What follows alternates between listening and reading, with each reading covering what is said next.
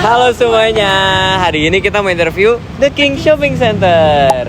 Perkenalan, nama aku Andrew. Aku Nisrina. Aku Denisa. Nama aku Aisyah. Dan nama aku Rali.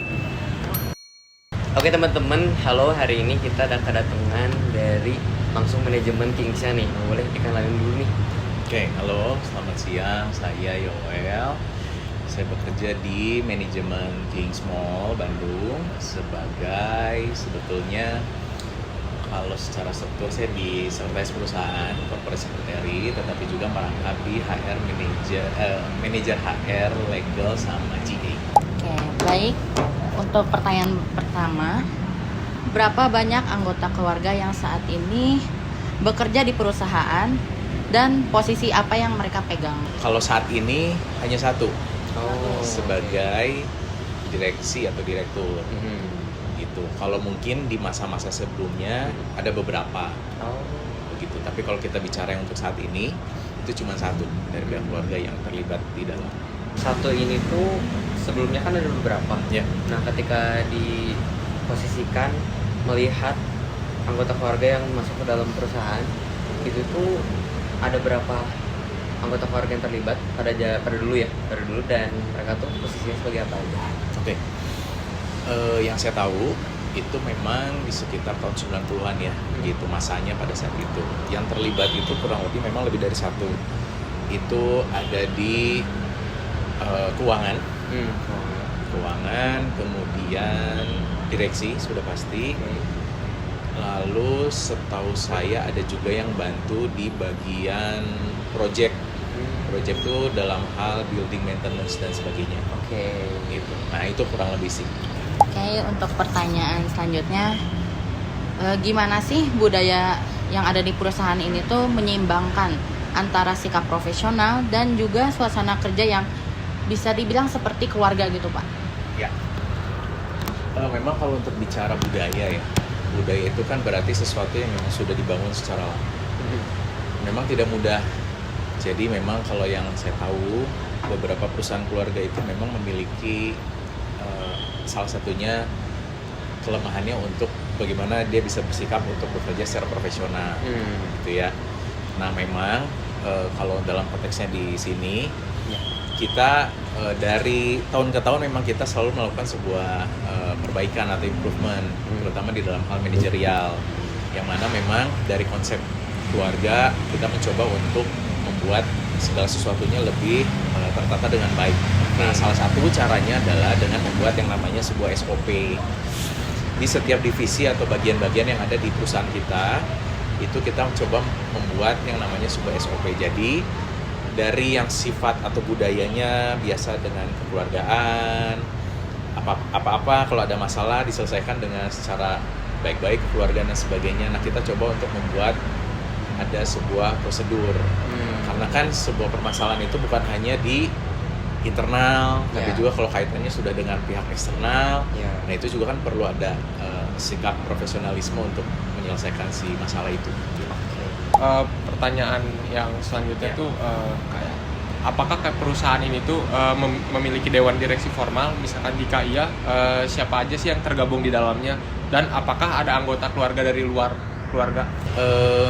Sebenarnya ada yang di luar dari keluarga juga, gitu. Jadi memang kalau dalam konteks kita bicara di Kings itu memang ini business owner, jadi owner sendiri merangkap sebagai direksi juga, gitu. Jadi memang direksinya dari pihak keluarga juga. Oke. Gitu. Kayak bagaimana kayak perusahaan ini tuh memisahkan masalah keluarga dan masalah bisnis ketika terjadi konflik. Oke. Nah, mungkin kalau dalam hal ini memang agak sedikit kompleks kalau menurut saya, karena kan ini usaha dibangun memang dari keluarga. Nah, ketika memang ada konflik di dalam keluarga, sedikit banyak pasti akan terpengaruh. Begitu. Kalau di sini ya, terpengaruh dan juga, nah makanya perlu kalau menurut saya sih, di sebuah satu manajemen itu apalagi yang berbasis dari perusahaan keluarga itu perlu ada pihak di luar keluarga di dalamnya tuh. Supaya apa? Jadi kalau memang ada hal-hal yang sifatnya mungkin konflik interest baik itu di dalam keluarga sebisa mungkin orang eksternal atau orang yang di luar keluarga itu menjaga netralitas di si manajemen ini supaya usaha tetap berlangsung dengan baik. Oke. Jadi bisa memisahkan antara memang ini ranahnya di keluarga dan ini mungkin ranahnya ya bisnis gitu, usaha. Gitu sih. Untuk pertanyaan selanjutnya, dalam merencanakan masa depan perusahaan, apakah prioritas utamanya tuh pertumbuhan yang stabil untuk menjaga warisan keluarga atau lebih ke memaksimalkan keuntungan dari perusahaan ini? Kalau saya lihat sih lebih ke gitu ya, mewariskan ya. Jadi memang dari segala kendala-kendala atau ada tantangan-tantangan di dalam hal bisnis gitu ya, maupun dalam hal keluarga gitu ya. Yang saya lihat memang budaya yang ingin dibangun oleh direksi atau owner di sini adalah mempertahankan sih. Jadi lebih mempertahankan ini sebagai warisan atau sesuatu yang memang bisa dilakukan untuk turun-temurun mungkin gitu ya di dalam keluarga ini. Gitu. Kalau secara data berarti kan pasti setiap perusahaan punya strateginya masing-masing. Yeah. Apalagi family business, dan kita mempelajari kalau banyak family business tuh ya itu kembali lagi ya, fokus itu lebih ke nggak apa-apa deh bisnis segini, atau lebih fokusnya yang kita ekspansi sebanyak mungkin, take the risk sebanyak mungkin, yang penting gede perusahaannya. Kalau soal nanti ke bawahnya kita lihat nanti gitu. Itu lebih terfokus kemana tuh? Kalau yang saya lihat ya, yang berjalan selama ini memang lebih ke gimana sih usaha ini bisa berjalan dulu sih. Oke. Gitu. Jadi walaupun sekarang kan dengan situasi kondisi ya, mungkin kita bisa ya sama-sama kita tahu lah dengan perekonomian global, segala macam isu global segala macam, pasti ada tantangan dan rintangannya gitu. Yes. Jadi yang saya lihat polanya adalah si owner memang ingin tetap mempertahankan si usaha ini bagaimana untuk bisa terus berjalan. Oke. Terlepas daripada memang ada tantangan-tantangan dan sebagainya. Jadi lebih ke situ sih. Proses atau kriteria apa yang harus dipenuhi generasi berikutnya agar dianggap siap memimpin? Menurut saya mungkin kriteria yang perlu itu atau proses yang harus dilewati sudah pasti pengalaman ya. Nah, pengalaman itu kan didapat bukan hanya dalam ya maksudnya tidak dalam semalam gitu ya. Makanya dalam hal regenerasi itu memang perlu ada mungkin orientasi dulu, ada hal-hal yang mungkin secara keluarga tanda kutip diturunkan langsung gitu.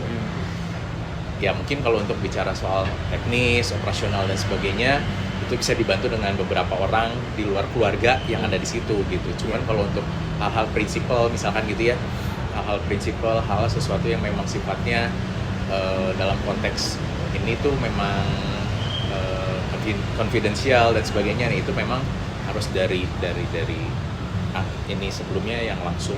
Jadi tetap harus ada pengalaman yang dialami, karena kalau misalkan memang tidak ada pengalaman sama sekali dan dia langsung terjun, menurut hemat saya sih kurang pas ya gitu. Memang kalau konteksnya kita bicara di Kings saat ini memang masih cuma satu orang gitu ya sebagai direksi dan belum ada regenerasi gitu, karena memang kalau dilihat atau sepengalaman saya bicara dengan owner, memang generasi yang berikutnya belum ada calon atau kandidat yang kira-kira bisa gitu. Karena memang kalau secara garis keturunan langsung gitu ya, anak-anak beliau memang masih sekolah gitu ya, masih ada di luar gitu. Jadi memang belum ada. Menurut Bapak sendiri, apa risiko atau tantangan terbesar dalam proses penerusan bisnis kepada generasi berikutnya? Ya sudah pasti sih dalam hal pengalaman ya. Setiap generasi itu kan punya prinsip suksesnya beda-beda gitu. Jadi mungkin generasi yang sekarang pun dia melihat kondisi sekarang mungkin sukses, tapi belum tentu angkatan yang sebelumnya yang ketika dia menurunkan dan yang akan menerima tongkat estafet berikutnya pun menganggap ini tuh pengertian sukses gitu. Itu belum tentu. Jadi mungkin menurut saya di situ kendalanya. Nah, dari hal itu akan berimpact atau berdampak kepada runningnya si perusahaan ini kalau menurut saya. Dari mulai konsep, dari mulai bagaimana gaya kepemimpinan dia kepada bawahan, kepada manajerial yang ada misalkan. Terus bagaimana dia melakukan pendekatan-pendekatan, karena kita kan pusat perbelanjaan, sudah pasti customer oriented, artinya melayani. Nah itu kan pasti nanti pendekatannya berbeda-beda, setiap generasi itu pasti akan berbeda. Ketika owner yang sebelumnya orang tua berarti kan, itu pasti cara pandangnya, cara pendekatannya beda dengan yang sekarang. Nah nanti ketika dia menurunkan kepada generasi yang lebih muda, pastikan di bawahnya pasti pendekatannya dan cara gaya kepemimpinannya pasti juga akan berbeda. Nah jadi menurut saya itu kendala tersendiri sih dengan konsep perusahaan keluarga. Nah itu pasti akan menjadi satu kendala gitu. Nah belum tentu juga perubahan-perubahan yang dibawa itu diterima, baik itu misalkan dengan tenan. Kalau kita konsepnya perusahaan perbelanjaan berarti dengan tenan-tenan di sini yang punya toko, lalu tim manajemennya sendiri, ya kan, karena kan kita lintas usia juga di dalam manajemen tuh ada yang muda, ada yang usia tua juga dan sebagainya, belum sampai ke yang di bawah-bawah nih, yang operasionalnya, yang lebih ke tekniknya dan sebagainya gitu. Nah mungkin di situ nanti akan muncul kendala-kendalanya sih kalau menurut saya itu.